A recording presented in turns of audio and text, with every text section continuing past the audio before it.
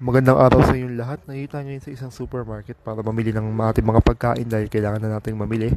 At ito, halimbawa, ayan, yung mga bilhin dito. Ayan, ang pasta. Buti na lang naka-sale dahil pa paano mas makakabuta tayo dito. At yan pa yung mga iba nating pwedeng bilhin dito. Yung mga produkto, katulad yan, mga ham at iba't ibang uri pa ng mga karne. At ayan, meron din dito mga tinapay, mga fresh bread na bagong luto yan. Kaya hindi yan yung binibili na parang tasty. At ayan, ito naman yung mga pinamili natin, mga basic cereal, gatas at mga tinapay at syempre mga ulam. At ito naman, ito yung sibuyas na puti dito ay nagkakahalaga lang sa ngayon ng €1.70 kaya mahigit 100 din ang isang kilo. Mas mahal syempre yung mga sibuyas na pula.